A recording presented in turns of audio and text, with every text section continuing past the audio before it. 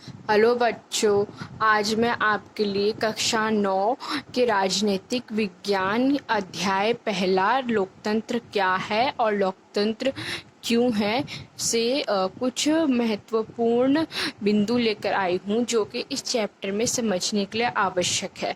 इस चैप्टर को समझने के लिए यह बिंदु बहुत ज़्यादा ही आवश्यक है और यह बिंदु अगर आप समझ जाएंगे तो आपको ये पूरा चैप्टर क्लियर हो जाएगा बहुत अच्छी तरीके से। मैंने अपने प्रीवियस वीडियो कुछ महत्वपूर्ण बिंदु इसी चैप्टर से अपनी यूट्यूब चैनल पे डाले हुए हैं और वहाँ आप जाकर देख सकते हैं। उस पर जितने भी हमारे मुख्य बिंदु हैं जो कि जिससे कि हमारा पूरा चैप्टर क्लियर हो जाएगा वो उस बेस पर है। तो ये है कुछ मुख्य विशेषताएं कि लोकतंत्र की क्या मुख्य विशेषताएं हैं।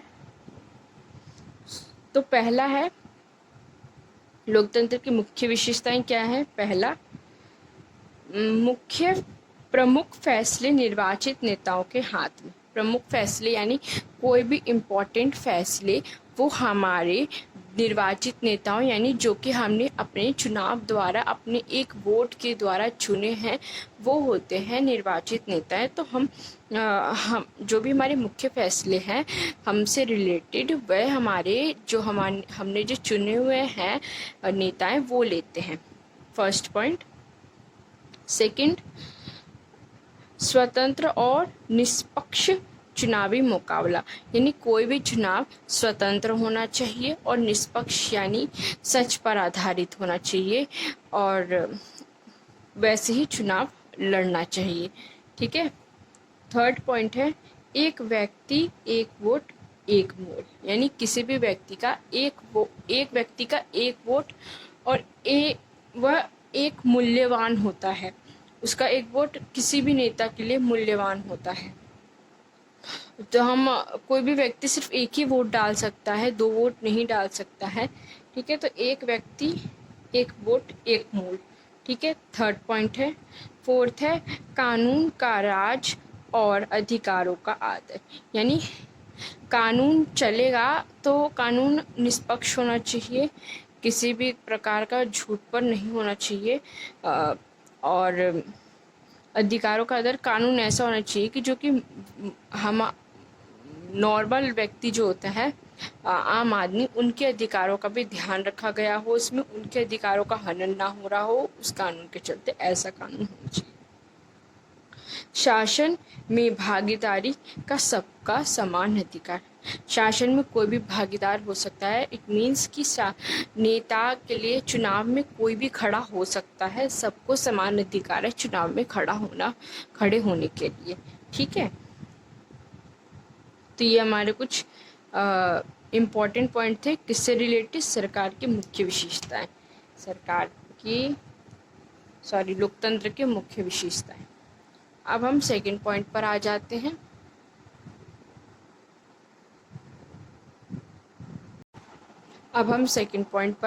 हैं। जो कि है लोकतांत्रिक सरकार की मुख्य विशेषताएं।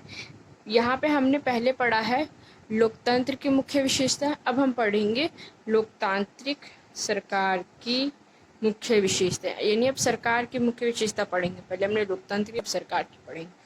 तो पहला पॉइंट है नागरिकों को भाषण देने व विचार व्यक्त करने का पूर्ण स्वतंत्रता यानी हमारे देश में सभी नागरिकों को भाषण देने का अधिकार है, डिबेट करने का अधिकार है और साथ ही साथ में उन्हें अपने विचार यानी अपने जो भी थॉट है, जो भी उनके पॉइंट्स ऑफ व्यूज़ है, कुछ भी हो वो सरकार के सामने प्रस्तुत करने का अधिकार है।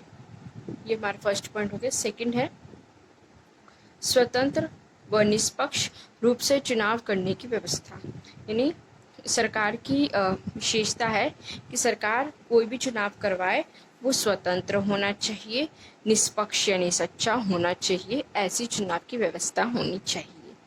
ठीक है।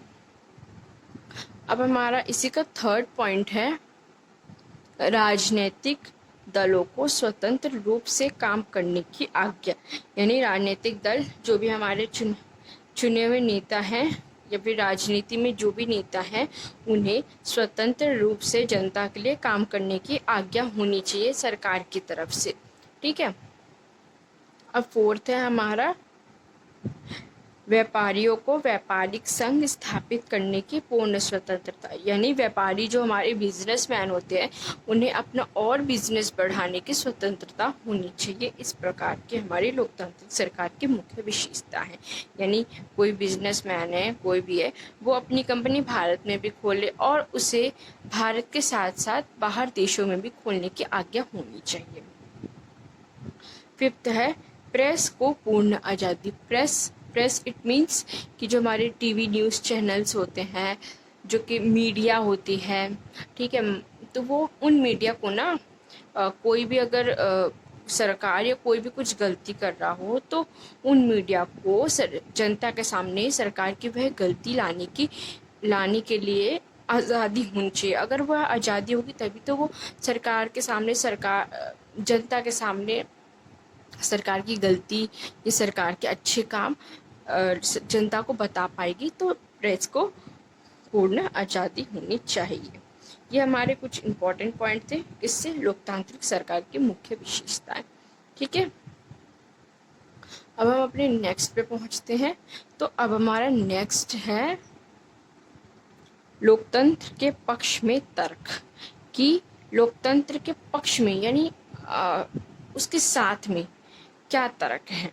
तो उसके साथ के तर्क है शासन का अधिक जवाबदेही वाला रूप। यानी जो भी हमारा सरकार कर रही है उस पर सरकार को जवाबदेही यानी जवाब देने योग्य होना चाहिए। वह किस कारण से वह कर रही है वो जनता को उस चीज़ का जवाब दे सके। ये हमारा फर्स्ट पॉइंट है। सेकंड पॉइंट है बेहतर निर्णय लेने की संभावना। यानी सरकार को अच्छे निर्णय लेना चाहिए जनता के लिए लेकर। ठीक है। नागरिकों का सम्मान। सरकार को जनता व नागरिकों का अधिकारों का भी और उनका भी सम्मान करना चाहिए। फोर्थ पॉइंट है हमारा मतभेदों और टकराव को संभालने का तरीका उपलब्ध। यानी कोई भी अगर सरकार के बीच या जनता के बीच किसी प्रकार का भी टकराव होता है, टकराव इट मीन्स लड़ाई होती है या कोई भी वाद विवाद होते हैं जो कि एक लड़ाई का रूप ले लेते हैं, कोई भी मतभेद होते हैं, तो उन मतभेदों को संभालने का तरीका सरकार के पक्ष में होता है। ठीक है। गलतियों के सुधार के अवसर। यानी अगर कोई गलती होती है तो लोकतंत्र उसमें सुधार का एक अवसर ज़रूर देता है। ये हमारा फिफ्थ पॉइंट हो गया। अब हम नेक्स्ट पॉइंट पे जाते हैं जो कि नेक्स्ट पॉइंट है लोकतंत्र के खिलाफ तर्क। यानी लोकतंत्र के खिलाफ यानी कि उसके विपक्ष में क्या तर्क है। उसके विपक्ष में क्या तर्क है। तो उसके विपक्ष में तर्क है पहला अस्थिरता। यानी स्थिर नहीं है। लोगों का मानना है कि स्थिर नहीं है। अस्थिरता मतलब कि एक जगह ना होना, एक बात पे ना टिके रहना, उसे अस्थिरता बोलते हैं। एक फैसले पे ना टिके रहना। फैसलों में देरी। यानी कोई भी फैसला लेने में देरी करती है। ये खिलाफ उसके तर्क है कि कोई भी फैसला लेने में देरी करती है। भ्रष्टाचार की संभावना। यानी भ्रष्टाचार यानी कि बेईमानी बोल सकते हो, जमाखोरी या फिर चोरी, कुछ भी हो सकता है। भ्रष्टाचार, ब्लैक मनी, है ना, इसकी संभावना रहती है। फोर्थ पॉइंट है चुनावी प्रक्रिया महंगी। कि अगर कोई चुनाव लड़ता है तो उसके लिए उसको टिकट लेना पड़ता है और उस टिकट लेने की जो प्रक्रिया वो बहुत महंगी है, जिससे कि बहुत सारे आम जनता शायद नहीं भी खड़े होते होंगे चुनाव में। तो ये है। फिफ्थ पॉइंट है सामान्य लोगों को सरकार चुनने का फैसला लेने में कठिनाई। यानी कि आम जनता को सरकार चुनने में सरकार चुनने का फैसला लेने में कठिनाई होती है। ये लोकतंत्र के खिलाफ कुछ तर्क हैं। तो अगर आपको मेरी ये वीडियो पसंद आई हो तो मुझे ज़रूर बताएं, क्योंकि मैंने ये सारे पॉइंट्स आपको क्लियर कर दिए हैं। ये है लोकतंत्र की मुख्य विशेषता, लोकतंत्र एक सरकार की मुख्य विशेषता, और लोकतंत्र के पक्ष में तर्क और लोकतंत्र के खिलाफ तर्क। ये मैंने कुछ पॉइंट्स लिए थे, देख सकते हो आप। तो अगर आपको मेरी वीडियो पसंद आए तो please like, share and subscribe to my channel, and अपने सारे दोस्तों के साथ मेरी वीडियो प्लीज़ शेयर करो, ताकि उन्हें भी लाभ हो सके जो मैं पढ़ा रही हूँ।